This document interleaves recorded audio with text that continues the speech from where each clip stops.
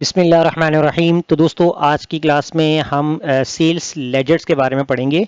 तो sales laser बनाने के लिए सबसे पहले आपको यहाँ पर आपके कस्टमर का डाटा होगा, जिसमें आप अपने कस्टमर के नेम्स आपको यहाँ मेंशन करने हैं। उसके बाद यहाँ पर जो आपकी प्रोडक्ट आईडी होगी वो आपको प्रोडक्ट आईडी जो है यहाँ पर मेंशन करनी है। और नेक्स्ट यहाँ पर जो है वो आपके प्रोडक्ट के नेम होंगे, प्रोडक्ट नेम क्या है। और फिर इसके बाद जो है आपने यहाँ पर जो है वो यूनिट प्राइस ऐड करनी है। यूनिट प्राइस के बाद जो कि आपकी क्वांटिटीज़ पे बेस करेगा, तो क्वांटिटीज़ भी आपको यहाँ पर लिखने हैं। और इन शॉर्ट टर्म यहाँ पर आप अपना जो है वो टोटल अमाउंट भी कैलकुलेट करेंगे। अब आपके पास जो पेमेंट है, तो पेमेंट उसका जो रिकॉर्ड होगा कि पेमेंट जो है वो रिसीव्ड हो गई है, उसका यहाँ पर आप रिकॉर्ड मेंटेन करेंगे। और अगर आपके पास रिमेनिंग बैलेंस है तो इसको मैं शॉर्ट फॉर्म लिख लेता हूँ इस तरीके से। रिमेनिंग बैलेंस वो आपको यहाँ पर कैलकुलेट करना है। और फिर आप देखेंगे यहाँ पर टाइप्स ऑफ जो पेमेंट है वो क्या है, तो वो आपको यहाँ पर रिकॉर्ड के अंदर मेंटेन करनी है। तो यहाँ पर अब हम कॉलम्स को जो है वो एडजस्ट कर लेते हैं अपने हेडिंग के हिसाब से। तो यहाँ पर कॉलम्स को हम कुछ इस तरीके से एडजस्ट कर लेते हैं। अब यहाँ पर हम क्या करते हैं कि एक स्पेसिफिक एरिया सेलेक्ट करते हैं जिसके अंदर हम अपना एक शॉर्ट टर्म डाटा जो है यहाँ पर क्रिएट करते हैं। और शॉर्ट टर्म डाटा क्रिएट करने के बाद आपको इजी समझ में आ जाएगा कि जो शॉर्ट टर्म डाटा के ऊपर हम काम कर रहे हैं, तो आपके पास जो भी लॉन्ग डाटा होगा उसके लिए काम सबसे ज़्यादा आसान हो जाएगा। अब यहाँ पर लेट सपोज हमने कस्टमर के नाम लिख लिए। मैं फ़िलहाल यह यहाँ पर ABCD करके जो है यहाँ पर नेम मेंशन कर लेता हूँ, ठीक है। तो यहाँ पर हम मेंशन करेंगे ABCDEFGHI, ठीक है। अब प्रोडक्ट आईडी क्या है, तो इसके लिए हमें क्या काम करना होगा। प्रोडक्ट आईडी के लिए हमने यहाँ पर जो है वो एक और टेबल जो है वो क्रिएट करना होगा। तो थोड़ा सा मैं स्क्रीन को जूम आउट कर लेता हूँ और यहाँ पर जो है वो अपना टेबल क्रिएट करूँगा, जिसमें हमारे पास जो हमारी प्रोडक्ट की आईडी होगी वो मेंशन होगी। उसके बाद यहाँ पर आपके पास प्रोडक्ट नेम होंगे, शॉर्ट फॉर्म मैंने लिख दिया। और उनकी जो प्राइस होगी वो आपको लिखनी है, तो मैंने यहाँ पर यूनिट प्राइस इस तरीके से शॉर्ट फॉर्म लिख दिया। तो कॉलम साइज इस तरीके से एडजस्ट करेंगे। अब देखिए यहाँ पर आपके पास जितने प्रोडक्ट्स होंगी उतने ही आपको यहाँ पर रेंज सेलेक्ट करनी है। इन शॉर्ट टर्म हम यहाँ पर एक शॉर्ट डाटा क्रिएट करते हैं, जैसे कि एक प्रोडक्ट है आपकी 101, ठीक है, एक प्रोडक्ट है 102, ठीक है। तो फिलहाल हम आप अपनी तरफ से आईडी जनरेट कर रहे हैं। अब प्रोडक्ट कौन कौन सी है, जैसा कि हमने यहाँ पर USB कर दिया है, यहाँ पर हमने कर दिया 128 GB, ठीक है। तो 128 GB ये हमने जो है ऐसा रिकॉर्ड में ऐड कर दिया। उसके बाद यहाँ पर हम ऐड करते हैं हमारे रिकॉर्ड के अंदर डेटा केबल, या इसके अलावा अगर आपके पास चार्जर है वो आप मेंशन कर सकते हैं। और इसके बाद यहाँ पर आपके पास वाईफाई डिवाइस, ठीक है, तो कुछ भी आप यहाँ पर मेंशन कर सकते हैं प्रोडक्ट वगैरह। और अगर कैमरा है तो कैम शॉर्ट फॉर्म हम यहाँ पर लिख देते हैं। अब इनकी प्राइस यहाँ पर आप लिखेंगे, ठीक है। जैसे कि हमने यहाँ पर प्राइस लिख दिया है 2500, ठीक है। तो 2500 मेंशन किया। उसके बाद डाटा केबल है उसको हमने यहाँ पर 500 लिख दिया। और जो चार्जर है उसको हम यहाँ पर लिख देते हैं 2000। और इसके बाद वाईफाई डिवाइस इसको हम यहाँ पर करते हैं 5500। कैमरा है इसको हम यहाँ पर करते हैं 12000, ठीक है। तो ये हमारे पास जो है वो इनिशियली प्राइस उसका डाटा भी यहाँ पर आ चुका है। अब प्रोडक्ट आईडी के लिए हमें यहाँ पर लिस्ट क्रिएट करनी है। तो डाटा पे जाकर यहाँ से डाटा वैलिडेशन पे आपको क्लिक करना है और यहाँ से प्रोडक्ट आईडी वाली लिस्ट सेलेक्ट करके इसको आप कर देंगे ओके। तो यहाँ से अब आप अपनी प्रोडक्ट आईडी को सेलेक्ट कर सकते हैं कुछ इस तरीके से। प्रोडक्ट नेम की बात करनी है, तो प्रोडक्ट नेम भी जो है आप यहाँ पर किस तरीके से लेकर आएंगे, तो आप आईडी बेस के हिसाब से जो है यहाँ पर अपना फॉर्मूला अप्लाई करेंगे। तो उसके लिए आपको क्या काम करना है, तो पहले हम यहाँ पर इक्वल इफ़ एरर का फॉर्मूला लगाते हैं। इफ़ एरर यानी कि जब हम अपने कोई भी प्रोडक्ट आईडी सर्च नहीं करते तो यहाँ पर ऑटोमेटिकली आपके पास एरर भी नहीं शो होगा, तो इफ़ एरर इसलिए हम लगाते हैं। और यहाँ पर अब नेक्स्ट जो होगा हमारा VLOOKUP का फॉर्मूला होगा।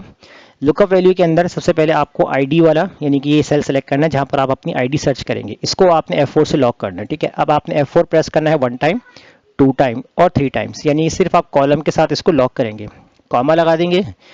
टेबल एरे के अंदर आपको सेलेक्ट करना है ये कंप्लीट टेबल, जो आपने सेकंड टेबल बनाया है ये टेबल एरे हो जाएगा और इसको भी आपने F4 से लॉक कर देना है, कॉमा लगा देंगे यहाँ पर। और अब यहाँ पर कॉलम इंडेक्स की जगह आपको यहाँ पर कॉलम्स का फॉर्मूला अप्लाई करना है, ठीक है, जिसमें S आ रहा है, कॉलम्स का अप्लाई करेंगे। अब एरे यहाँ पर जो आपने सेलेक्ट करना है ना, वो आप देंगे ये नीचे वाला एक सेल, रेफरेंस के लिए आप सेलेक्ट करेंगे ये वाला सेल और इसको आपने कॉलन प्रेस करना है और प्रेस करके आप ब्रैकेट क्लोज कर देंगे। और याद रखिएगा कि जो आपके पास फर्स्ट वाला L8 लिखा हुआ है इसको आपने सेलेक्ट करना है और आपने इसको F4 से इसको लॉक कर देना है पहले वाले सेल को।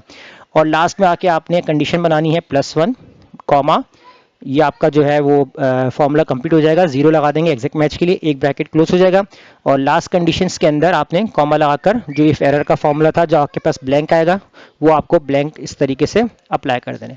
तो जब यहाँ पर आप एंटर कर देंगे तो यहाँ पर जो है वो आपका कुछ इस तरीके से जो है वो 128 GB का जो है वो प्रोडक्ट नेम आ चुका है 101 पे। ठीक है, अब जैसे हम इस फॉर्मूले को ड्रैग करते हैं तो देखिए 102 पे क्या डाटा की बिल आ रही है, तो प्राइस भी आपको लेकर आनी है, तो कोई इशू नहीं है। तो हम इस फॉर्मूले को ड्रैग करते हैं यहाँ तक, तो फॉर्मूला अप्लाई हो गया। अब देखें जब तक आईडी नहीं लिखी हुई तब तक देखिए हमारे पास क्या है कि जो प्रोडक्ट नेम है वहाँ पर कोई एरर नहीं है। तो इस फॉर्मूले को पकड़कर मैं यहाँ पर ड्रैग कर लूँगा, तो जैसे ड्रैग करूँगा तो देखिए यहाँ पर डाटा एक्यूरेट आपका जो है वो एग्जैक्ट मैच कर रहा है 2500।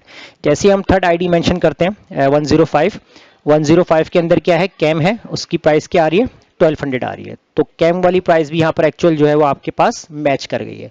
तो जो जो आईडीज यहाँ पर आप सेलेक्ट करते जाएंगे इस तरीके से, तो आपका डाटा, आपकी नेम और आपकी जो प्राइस है वो आपको यहाँ पर रिकॉर्ड पे निकाल के देगा। उसके बाद हम बात करते हैं यहाँ पर आपकी क्वांटिटीज़ पे, तो क्वांटिटीज़ को भी हम यहाँ पर अपने अंदाजे से खेल लेते हैं कि 2 लिखा, 3 लिखा, 5 लिखा, 6 लिखा, 4 लिखा, जो भी लिखा। ठीक है, अभी इनिशियल रिकॉर्ड है, यहाँ तक इसको अप्लाई करते हैं। अमाउंट के लिए आपको क्या काम करना है, अमाउंट के लिए आपको यहाँ पर जो है वो सिंपल फार्मूला अप्लाई करना है। आप इक्वल लगाएंगे, जो आपकी यूनिट प्राइस होंगी इसको आप मल्टीप्लाई कर देंगे नंबर ऑफ क्वांटिटी से, इसके बाद आप इसको कर देंगे एंटर और इस फॉर्मूले को भी आपने ड्रैग कर देना नीचे तक। ठीक है, जहाँ तक आपके पास वैल्यूज़ है। अच्छा, यहाँ पर वैल्यूज़ दिखा रहा है क्योंकि एरर आ रहा है कि हमने यहाँ पर इफ एरर का फॉर्मूला यूज़ नहीं किया, तो इफ एरर फॉर्मूला अप्लाई कर दीजिएगा। तो फिलहाल अभी मैं यहाँ से रिप्लेस कर रहा हूँ और फिर इसके बाद यहाँ पर आपको देखनी है आपकी पेमेंट रिसीव। ठीक है, पेमेंट रिसीव के लिए आपको कंडीशन लगानी है, इफ़ का फॉर्मूला अप्लाई करेंगे और उसके बाद आप यहाँ पर जो है वो इस ब्लैंक का जो फॉर्मूला है वो आपको यहाँ पर अप्लाई करना है और वैल्यू के अंदर आप सेलेक्ट करेंगे यहाँ पर टोटल अमाउंट वाला सेल सेलेक्ट करेंगे, ब्रैकेट क्लोज करके आप यहाँ पर कॉमा लगाएंगे और कंडीशन बनाएंगे अगर ये सेल ब्लैंक होता है तो आपके पास क्या आ जाए, आपके पास ब्लैंक आ जाए, कॉमा, वरना फॉल्स वैल्यू के अंदर आप क्या सेलेक्ट करेंगे तो आप यहाँ पर जो आपकी पेमेंट रिसीव्ड हुई होगी ना पेमेंट। अच्छा, यहाँ पर एक चीज़ हमने मिस्टेक कर दी है, पेमेंट रिसीव के अंदर नहीं, ये रिमेनिंग बैलेंस के अंदर अप्लाई करना था फॉर्मूला, तो ये कोई इशू नहीं है, फॉर्मूले को रिप्लेस कर लेते हैं यहाँ पर। तो यहाँ पर आप जैसे पेमेंट जो होगी वो आप लिख लीजिएगा पहले। ठीक है, वो मैंने यहाँ पर डायरेक्टली मुझे अप्लाई करना था फॉर्मूला उस पर, तो यहाँ पर जैसे कि हमने अप्लाई कर दिया 10,000 फॉर एग्जांपल। ठीक है, 10,000 हमने अप्लाई कर दिया, इसको छोड़ दिया और इसके बाद यहाँ पर आते हैं, इसके अंदर हम अप्लाई करते हैं 15,000 फॉर एग्जांपल। ठीक है, हमसे 50,000 यहाँ पर लिख लिया, 15 नहीं, यहाँ पर हम कर देते हैं 70 क्योंकि 60,000 ऑलरेडी आ रही है आपके पास, 70,000 और यहाँ पर जो हम अप्लाई कर देते हैं इसके बाद 15,000 यहाँ पर अप्लाई करते हैं 50,000। अब ये चीज़ फार्मूला रिमेनिंग बैलेंस के अंदर जो है वो आपका फार्मूला अप्लाई होगा जो कि हम पहले अप्लाई कर रहे थे। तो यहाँ पर आपने जो है वो फार्मूला लगाना, इक्वल इफ़ का फार्मूला लगाएंगे और लॉजिकल टेस्ट के अंदर इस ब्लैंक आपको फार्मूला यूज़ करना है और इस रिसीविंग पेमेंट वाले सेल को सेलेक्ट करके ब्रैकेट क्लोज करना है, कॉमा, कोटेशन ओपन, जो कि मैं अभी डिस्क्राइब कर चुका था आपसे। और फॉल्स के अंदर आपको क्या करना है, जो आपकी पेमेंट रिसीव्ड हुई है इसमें आप इसको माइनस करेंगे टोटल अमाउंट से, ब्रैकेट क्लोज करके आप कर देंगे एंटर। तो देखिए ये आपके पास रिमेनिंग बैलेंस आ रहा है और इसको जब आप ड्रैग करेंगे यहाँ पर तो देखिए यहाँ पर आपके पास जितना रिमेनिंग बैलेंस यहाँ पर आपके पास रहता होगा तो वो यहाँ पर शो हो जाएगा। अब टाइप्स ऑफ पेमेंट की बात करते हैं तो इसके लिए आप यहाँ पर दोबारा से इक्वल और इफ़ का फॉर्मूला यूज़ करेंगे। लॉजिकल टेस्ट के अंदर आपको सबसे पहले जो है वो इस ब्लैंक का फॉर्मूला अप्लाई करना है और अब यहाँ पर जो आप सेलेक्ट करेंगे जो आपकी पेमेंट रिसीव्ड है। ठीक है, इस ब्रैकेट क्लोज, कॉमा, अगर ये सेल ब्लैंक होता है तो आपके पास ब्लैंक आ जाए, कॉमा, वरना आपके पास क्या आ जाए तो हम यहाँ पर, अच्छा देखिए यहाँ पर ब्लैंक की कंडीशन ना बनाते हैं, यहाँ पर हम एक मैसेज दे देते हैं ताकि ये कि आपके पास टाइप ऑफ पेमेंट जो है वो आपके पास शो हो। तो यहाँ पर कोटेशन लगा के हम यहाँ पर बैलेंस लिखते हैं, यहाँ पर कुछ इस तरीके से कोटेशन क्लोज करते हैं और फिर हम यहाँ पर जो है वो एंड का सिंबल बनाते हैं। एंड का सिंबल बनाने के बाद जो है यहाँ पर हमने दोबारा कोटेशन क्लोज करनी है और इसके बाद यहाँ पर अंडरस्कोर इक्वल, तो सिंबल लगा रहा हूँ, बाकी क्वेश्चन कोई कॉन्किनेट कर रहा हूँ तो कॉन्किनेट फॉर्मूला से आपको आइडिया होगा। एंड का साइन बनाएंगे यहाँ पर और अब यहाँ पर हम सिलेक्ट करेंगे जो कॉन्किनेट करवाएंगे जो आपकी जो है वो टोटल पेमेंट है। ठीक है, उसको हम यहाँ पर सिलेक्ट कर देंगे और फिर आपने यहाँ पर कॉमा लगाना है और अब कोटेशंस के अंदर यहाँ पर हमने कैश, और फिर यहाँ पर जो है वो आपने कोटेशन क्लोज, ब्रैकेट क्लोज कर देना। बस ये फॉर्मूला आपका अप्लाई होगा, उसके बाद आप यहाँ पर एंटर कर देंगे। तो देखिए यहाँ पर कैश पेमेंट बता रहा है और इसको ड्रैग करते हैं। तो जहाँ पर आपकी पेमेंट नहीं हो रही है, यानी कि आपके पास टोटल अमाउंट बन रही है, पेमेंट रिसीव नहीं हो रही है, तो बैलेंस भी नहीं दिखाएगा, तो वहाँ पर आपको शो कर देगा कि आपकी जो टोटल अमाउंट है वो कितनी बन रही है, 1500। ठीक है। जैसे मान लीजिए कि अगर हम यहाँ पर कोई भी आईडी जनरेट करते हैं, ठीक है, जैसे कि मैंने यहाँ पर 103 104 या जो भी आईडी मैंने सर्च की यहाँ पर, और उसके बाद यहाँ पर 102 सेलेक्ट किया। अब क्वांटिटीज हम यहाँ पर मेंशन कर देते हैं। ठीक है। अब उसके बाद रिसीव पेमेंट, जैसे कि हमने यहाँ पर ऐड कर दिए 30,000, तो देखिए कैश पेमेंट आ रही है, इसको अगर हमने स्किप कर दिया और इसके बाद यहाँ पर आते हैं, यहाँ पर हमने जो 2000 ऐड कर दिया, और फार्मूले को जब हम ड्रैग करते हैं, ठीक है, फार्मूला हमने ड्रैग नहीं किया हुआ, तो फॉर्मूले को हमने ड्रैग किया, तो ये देखें यहाँ पर क्या आ रहा है, यहाँ पर कि आपके पास बैलेंस 500 बता रहा है, कैश आपने जो है यहाँ पर डिलीवर कर दिया है, यहाँ पर कोई रिकॉर्ड में पेमेंट रिसीव नहीं था, तो जितनी टोटल अमाउंट बनती है उतना ही आपका टाइप्स ऑफ पेमेंट बता रहा है, कितना 72,000 जो है वो आपका यहाँ पर टाइप ऑफ पेमेंट आपकी बाकी है। तो इस तरीके से आप एक लेजर जो है वो कस्टमर रिपोर्ट बना सकते हैं, जैसे मैंने आपको आज की क्लास में बताया। तो फिलहाल इसकी प्रैक्टिस कीजिए, मुझे इजाज़त दीजिए, अल्लाह हाफिज़।